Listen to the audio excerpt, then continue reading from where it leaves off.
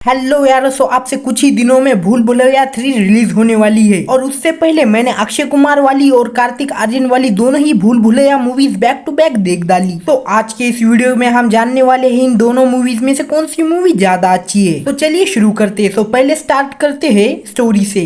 इन दोनों ही मूवीज की स्टोरी बिल्कुल ही अलग अलग है। फर्स्ट ऑफ ऑल, अगर हम भूल भुलैया की स्टोरी के बारे में बात करें तो फर्स्ट पार्ट में स्टोरी रिवॉल्व करती है मंजुलिका के अराउंड, जो की एक घोस्ट है जो की बहुत ही पुराने जमाने से जिंदा है और किसी वजह से उसको एक कमरे के अंदर लॉक कर दिया गया है। फिर उस महल के राजा आकर उस महल के दरवाजे को खोल देते हैं और उनके साथ होती है उनकी बीवी, और वो और कोई नहीं अपनी विद्या बालन होती है। और इन सबके ही अराउंड एक मस्त सी स्टोरी बनाई गई है। और ऑन दी अदर एंड भूल भुलैया 2 की स्टोरी ऐसी है कि रीत और रूहान मिलकर रीत की मौत का नाटक करते हैं ताकि रीत की बहन की शादी रीत के मंगेतर के साथ हो पाए। और इसी सब के अराउंड एक और बार महल का दरवाजा खोला जाता है जिसके अंदर मंजुलिका नाम की एक भूत है और अंजुलिका उसकी बहन है और इन दोनों के अंदर कोई आपस में दुश्मनी है। तो इन सब के अराउंड भूल भुलैया 2 की कहानी चलती है। फिर आगे बढ़ के अगर हम कॉमेडी पर आए कि कौन सी मूवी की कॉमेडी ज्यादा अच्छी है, तो कॉमेडी ही है जो भूल भुलैया फ्रेंचाइज की मेन यूएसपी है। ना ही उसके कोई कैरेक्टर ना ही हॉरर मायने रखता है मंजुलिका के सिवाय। लेकिन इन दोनों ही मूवीज में से कॉमेडी किस मूवी में सबसे ज्यादा अच्छी? पहले भूल भुलैया 1 की बात करते हैं। मैंने इस मूवी को कुछ दिन पहले ही देखा है और जब मैंने इस मूवी को देख रहा था तो ये मूवी मुझे थोड़ी सी बोर कर रही थी और इसकी वजह है अक्षय कुमार का मूवी से मिसिंग होना। जी हाँ, मूवी के अंदर अक्षय कुमार का कैरेक्टर पूरे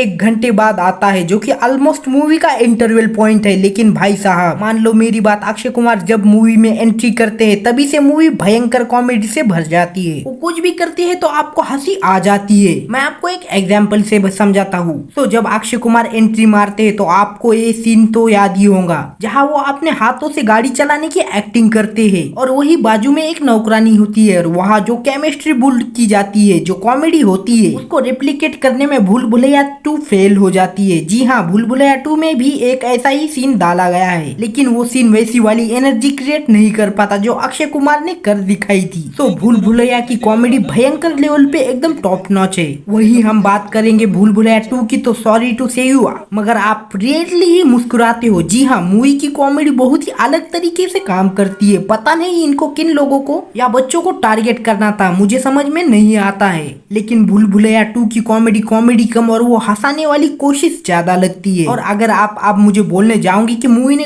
कलेक्शन बहुत ही ज्यादा अच्छा किया था तो मैं आपको बोलूंगा कि कलेक्शन तो सलमान खान की हर मूवीज बहुत ज्यादा ही करती है, तो क्या वो मूवी अच्छी हो जाती है? तो अकॉर्डिंग टू मी भूल भुलैया 1 की कॉमेडी मुझे पर्सनली बहुत ही अच्छी लगी है। तो अब बात कर लेते हैं सिनेमेटोग्राफी की। इन मूवीज में से कौन सी सिनेमेटोग्राफी अच्छी है? तो इन दोनों ही मूवीज की सिनेमेटोग्राफी बहुत ही अच्छी है। जहां आप अगर भूल भुलैया की बात करें तो इसकी सिनेमेटोग्राफी एकदम रॉ रियलिस्टिक दिखती है कि हाँ गाँव ऐसा ही होता होगा, एकदम रियलिस्टिक। वही भूल भुलैया 2 की सिनेमेटोग्राफी बहुत ही पॉलिश लगती है, यानी कि उस मूवी का एक कलर पैटर्न सेट है ब्लूइश टाइप का, जो कि बुरा नहीं है। वो ओवरऑल आंखों को सुकून देने का ही काम करता है। तो ओवरऑल दोनों ही मूवीज की सिनेमेटोग्राफी अच्छी ही है। अब बात करते हैं इंटेंसिटी ऑफ हॉरर की इन दोनों ही मूवीज के अंदर। तो भले ही ये मूवीज कॉमेडी के ऊपर चलती हो लेकिन है तो हॉरर ही ना। तो इन दोनों ही मूवीज में से कौन सी मूवी में हॉरर अच्छा है? तो इसमें मैं बोलूंगा भूल भुलैया 1। जी हाँ, उस मूवी में भूत ना होते हुए भी उन्होंने वो इंटेंसिटी बना दी थी कि आपको थोड़ा सा डर लगता है। लेकिन भूल भुलैया 2 में एक्चुअल भूत होने के बाद भी वो डर फील नहीं होता है। अब बात करते हैं एक्टर्स की एक्टिंग पर। तो अक्षय कुमार वर्सेस कार्तिक आर्यन, दोनों में से कौन से एक्टर ने अच्छी एक्टिंग की है? तो इसके लिए भी मैं आपको वही सीन का एग्जांपल दूंगा जहां अक्षय कुमार एंट्री मार के ये हरकत करते हैं तो वो आते ही हमको ये फील करवा देते हैं कि वो एक ठरकी है। और फिर जो हंसी छूटती है स्पेशली अक्षय कुमार और इन नौकरानी के बीच में वाली कॉमेडी में, वही भूल भुलैया 2 में भी यही सीन रिक्रिएट किया गया है लेकिन वो उतना पावरफुल फील नहीं होता कॉमेडी वाइज। और तो और इस मूवी में मुझे कार्तिक आर्यन और इस बच्चे की कॉमेडी बहुत अच्छी लगी, लेकिन फिर भी ओरिजिनल मूवी की कॉमेडी आज तक रिलेवेंट है, जबकि इस मूवी को सेकंड टाइम देखते वक्त मैं हार्डली हंसा हूँ। तो एक्टिंग वाइज तो मुझे भूल भुलैया 1 ही पसंद आती है।